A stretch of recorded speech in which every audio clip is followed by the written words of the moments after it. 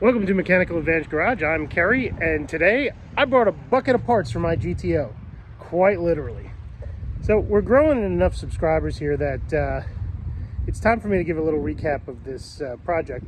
So this is my 1967 GTO. I bought this car when I was 19 years old after getting out of a project that I was working on with my folks, a 1957 Corvette. If you get a chance, I have a video about me driving that car 25 years after I last worked on it, and you should go back and check that out. But this is my 1967 GTO. This was my car. This was my project. I got it when I was 19 in the late 90s. It had almost a full frame-off restoration. Engine, trans, rear end, frame, and suspension were done. No bodywork was done at the time. The car was a 60,000 mile car at the time, and that's actually still the original burgundy paint that's on it. In places where you see black is places that were touched up to try to rust protect it. I didn't do that. The guy I bought it from did that. But it turns out body panels are really hard to get for 67 GTOs in the 90s. So that's why the project sort of faltered. And from there I went to school, and then I had to get a job, and then I got married and kids, and the car basically sat under a tarp in my parents' driveway for roughly 16 years. I drive it occasionally, I keep it running, but then I moved from Long Island, New York to Columbus, Ohio, and I really couldn't keep it running or keep it driving again. So it literally had sat. Now, thanks to the kind folks at Lucor, it is back to running on the streets. It is road legal in the sense that it passes most safety inspections. There's a couple of things I need to address, but as long as I drive it during daylight hours, shouldn't be a problem. And trying to make it reliable, safe, and get it back to where it was when I parked it, and then we can start improving it, making faster, getting it running, having adventures, going to races, doing stuff with it, and generally just creating YouTube mayhem for everybody to watch and be entertained by. So today I'm gonna get this car ready to go to Cars and Coffee tomorrow morning, and then from there, who knows? So if you watched our last video, one of the things you'll see is the car went on the dyno, and it went on the dyno pretty much as you see it, with very little tuning or work done to it, just to get a baseline of like, how bad is it to leave a car sitting for 16 years and then to run it and then run the snot out of it. So a couple of things popped up. One of our commenters on that video noticed that my power steering cap is loose, and yeah, it is loose. It will not tighten down. This is just an old junky replacement power steering pump. I think this came from a parts store in the late 90s, but it doesn't matter because there is no belt on this. While driving over to the dyno yesterday, the car threw a power steering belt, and it just wasn't running. So there's really not any fluid in here to worry about, but when I put a belt on it, we'll put some fluid in it. It'll be a good time. You can see also there's some dust from the belt here that chucked out, you know, on the back side of the fan. I don't know if you can get in there and see that, but yeah, it's all this kind of schmutzy stuff from the belt breaking. Now, it was a belt from the 90s, and you know, it was bound to happen. Now, we're also getting a lot of screeching out of the alternator belt, and you know, it took me a second to realize it, but that's because the bracket bolt fell out. So I don't know if this happened at the dyno yesterday or if it's just been like this for a while, but yeah, we're gonna fix that as well. A couple other things. The car seemed to have a miss, like half the plugs weren't in tight, so we're gonna put new plugs, new wires, and I got a new distributor cap and rotor to see if I can fix the miss. And from there, you know, we'll drive it around and see how it does. There's a couple other things I'll need to tackle for a later date. The steering box is leaking pretty heavily, so you know, when I do have power steering, I don't have it for long. My line lock is now disconnected, which is a shame because I really do love it. But the carburetor seems to be okay. It leaks down quite a bit, and it has no choke. I have to manually set the choke, and then once the car's running, I'll turn it off. But yeah, there's some stuff to tear into. So let's get to it and see what we find. All right, now we got 2 new belts in here, one on the alternator, one on the power steering pump. I got a new bolt for this. Found it in the junk drawer, seemed to be the right size and fit well. So this is all tight, nothing's moving in here. That should get rid of our squeal. Cap seems to be okay. And yeah, let's dive into that distributor and see what kind of mess is in there. So it kind of feels like Christmas around here. One of the things I love about living in Ohio is that we have all the parts stores real close by. So I went down to Jags, and even though they didn't have the MSD set up, they had a brand new rotor and a brand new distributor cap for a 60s Pontiac for the Protronic setup that is in my car. Now that's just basically a stock Pontiac distributor. That one has an MSD cap and MSD rotor on it. And I don't think they're that old, but well, I shouldn't say that. They're old. I don't think they have that many miles on it, right? So we're going to take that apart, and I'm going to put a new cap and rotor on it. Also, since I've already taken this off here, let's take a look at something I found when I was peeking around. Look what's missing. There's supposed to be a nut on that. So maybe part of our misfire was the rotor, you know, not being secured right here. Come on, focus. There we go. The rotor not being secured to the Protronics wheel because it's missing a nut. So we're going to take this out and I'll put new parts in. I went ahead and put new stock plugs in the car because when we started to pull the plugs out to take a look, what we found was kind of interesting. Some of the plugs here are old Bosch Platinum plugs, and some of them are Autolite plugs, and some of them are different heights, if you can see. And this one, which was the rear cylinder on the left side, has no electrode. So yeah, this is probably where that miss was coming from. But while I was at it, I just got some new parts store wires to put in, and I'm glad I did because a couple of these wires had started to come apart. Actually, you can see right here, this actually pulled off and I crimped it back with my hands.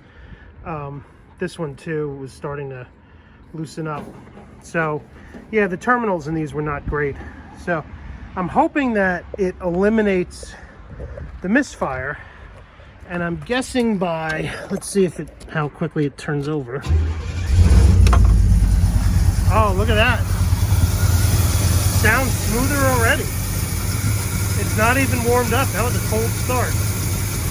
And yeah, started right up.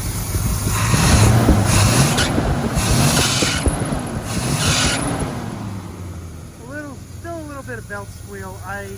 One of the problems is this power steering pump right up against this alternator. So you can only tighten it so much, and I think that alternator is not going to get any tighter. But it's fine for the time being. It's not squealing too bad. And it seems to be running smooth. So I think we're ready for cars and coffee tomorrow. I'm probably going to go clean out some of this stuff. I may even get here early and try to wash and vacuum the car. I know, be still my beating heart. Because let me tell you, this car is filthy. I don't know if you really get a sense of how filthy it is. There's cobwebs in the corner. There's like dirt on the floor from, you know, the 90s. I mean, there's dirt on the floor of this car that hasn't been vacuumed up since Kurt Cobain was still alive. Actually, that's not true, but it's close. I do love these sheepskin seat covers. One, because they've kept my stock seats really nice, but also they're just really comfortable, you know. I do have to clean out all this garbage in the back seat, plus what's in the trunk. But yeah, I think we're in good shape. I might just take it for a quick cruise tonight to shake it down as soon as I put all the tools away, and then let's go to Cars and Coffee. So one of the last things you want to do before a car show is you want to get the car washed. So I think we're going to go get the car washed right now, and hopefully they are open. I don't know, looks like it's open. Let's see.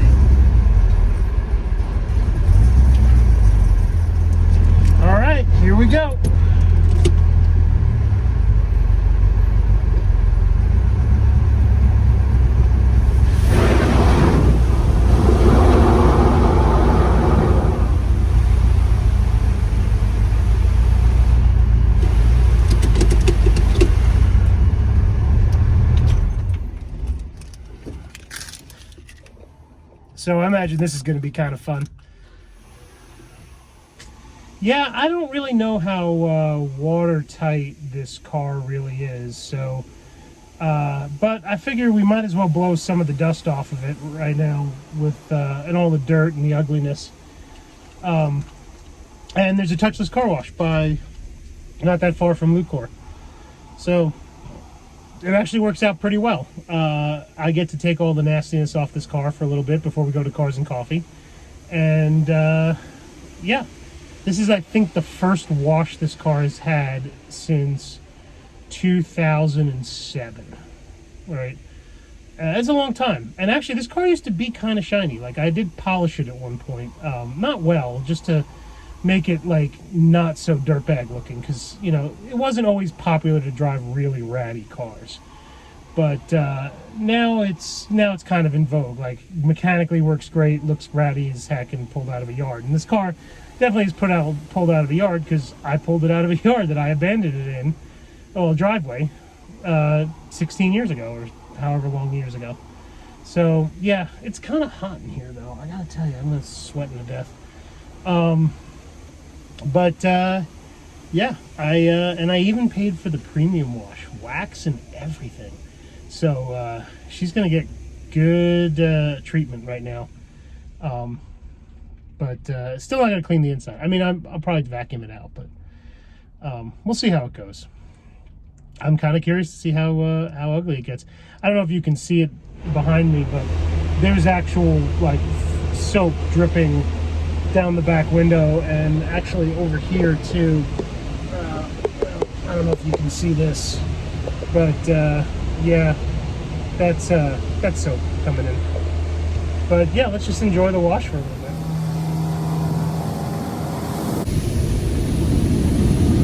I'm getting wet. That's fun. Actually, it's kind of refreshing. I wonder how much paint is going to come off this car with that pressure washer. Because it sure feels like a lot, right? Like, there's a lot of little spots here and there that's just sort of flaking up. And, yeah. Man, what is it about car washes that are just cathartic? You know, it's just quiet. And, you know, here comes the rainbow. I do like this because it's a touchless car wash. I was afraid to bring it to like one of them slappy, you know, touch car washes, because there's enough dents in this beer can that I don't need to add anymore. And there's a lot of dents in this car. So, yeah, there we go. Sudsy. Nice. I have to imagine y'all are laughing at me right now, but this is fun. This is just kind of fun. I haven't washed this car in forever, and I got to show you this because it's really fun for me. Look at this drip right here under the seat. Like, that is all the water just coming in right from the windshield. And you know what? Not too terrible everywhere else. But yeah, just sort of enjoying it. It's kind of fun. Now the question is, will the car restart in a minute? You know, because that's an open hood, and I didn't think about it, but there's an open air element in there too. And here comes the pressure washer. I wonder if we should check to see how much rust is left in the bay. Oh, and that was wet. That was really wet and cold.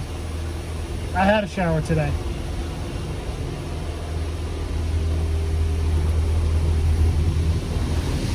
You know, I can see out of the windshield now. Like, I mean, some of this stuff is kind of gross. Like, that's just gross windshield stuff from inside. But, you know, now it's starting to look like I can actually see from the outside, too.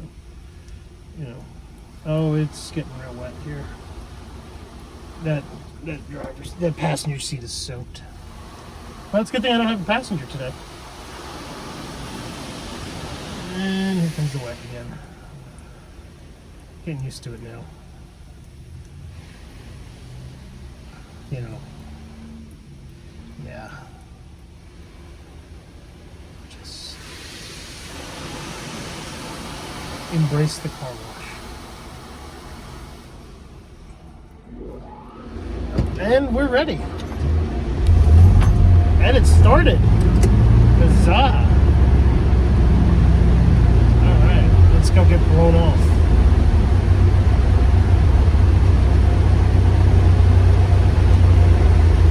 Alright, it's gonna be loud for a second.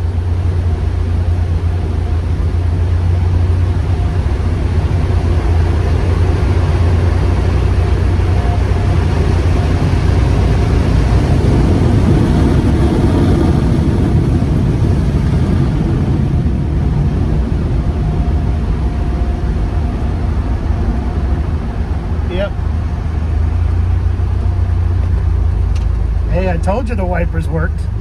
I mean, they work terribly, but they work. Yeah, I'm gonna put the window down so I can actually see what's going on here.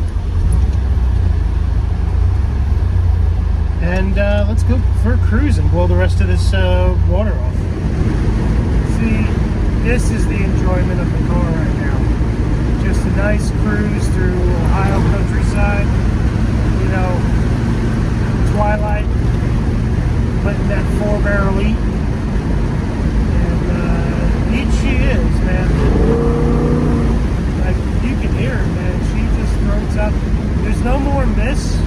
Doing the plugs and the plug wires really seem to help. And then tomorrow we're going to go to Cars and Coffee. Well, I can't say the wash did her any favors, but she is a little less dirty. Not really shiny, but, you know, and in the right light, you know, it's got a little less funk on her. Well, it's Cars and Coffee day. Good morning. Car's ready, I think. I'm gonna top off some fluids here and get some gas, and then we're gonna head over. I did go ahead and clean out the interior, so it doesn't look like a giant pile of garbage in the back of the car anymore. Actually looks kind of nice. There's no real terrible rips in the seats or anything except for the back window. So yeah, let's get filling some fluids and get on the road. All right, so she's running and we're getting up to temperature about 140 right now. I gotta adjust the idle a little bit. I think it's still a little low on the Quadrajet. But we're gonna go get some gas and fill it up. And I have all the windows down, so I'm kind of impressed. The back regulators still work perfectly, like really smooth. Wasn't even hard to roll down. So yeah, let's get rolling in the first and lurching away. Come on, there we go. And we're away. All right.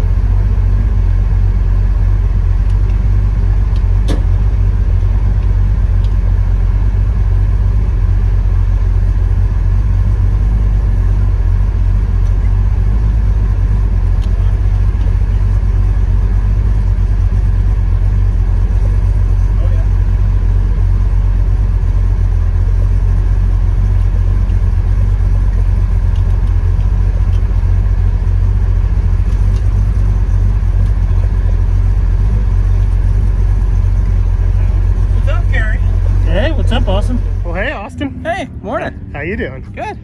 So I actually parked at the end there. Yeah. VIP. Yeah, very important penis. Yeah. Yes. You made it. I'm excited. That's it. Made it. Well, of course it was gonna make it. Yeah. You know what the problem with that car is? You can't get anywhere in it because I stop at Costco to get gas. And I have a 20-minute conversation. Yep. I'm on the highway and people are like waving at me, and I'm like. Yep. It's a junky old car, man. Like, no, but that's the point of driving this stuff, is because it makes other people happy, not just you. That's true. all the time. I have people taking pictures of me in the GTO or in the AMX. Yeah. All the time. Costco especially. I always have a long Costco. Yeah. By the way, Mike says hi. Hi, Mike. The Costco guy. He's like, do you know Austin? He does all this cool stuff. I'm like, of course I know Austin. Yeah, where do you think came from? Where do you think this car came from? So, all right, Glad you made it. Yeah, This is your first show in that car in ever 20 years? Yeah, pretty much. So it is acting a little funny. 2,500 RPM running. It will stay at 190 temperature all day long. Okay. 3,000 RPM on the highway in third gear, 210. And just sits there. You know, I can't figure it out. It just, 500 RPM difference, and it goes from cooling to not cooling. So, well, it gives you something to work on. yes, it does. If it just worked when you started it all the time, what's the point of that? Exactly. So you got that junk going. I do have that junk going. Good to see Good to see you. First drive in 20 years. And I know, I watched all of it. It's Oh, awesome. have you watched the videos and stuff? I have. Well, now you're in one. Help! Have you seen the car yet? I have not. Did you bring it there? It's right at the end. Cool. Let's go check it out. I want some opinions. So here it is, and it is much worse in person than on video. It is a survivor. It is a survivor. I am the third owner. I have had it for 25 years. I did abandon it in a driveway for 16 of those 25 years, but It sounds.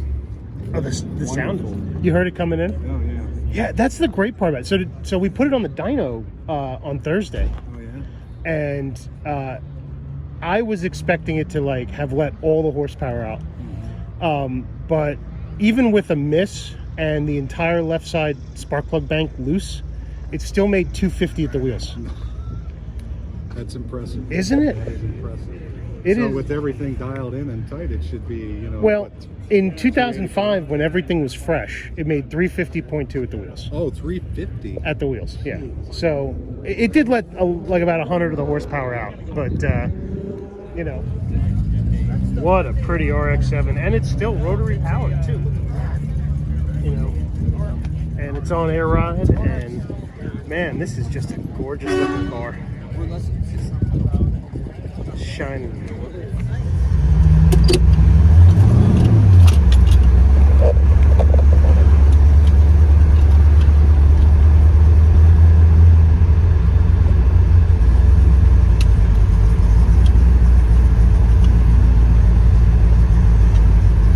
Oh, there's some massive potholes here. Look at this.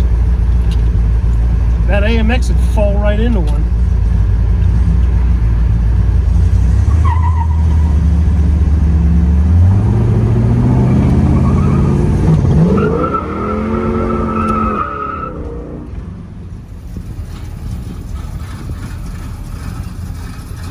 Think they named it after me? Or is it just social commentary?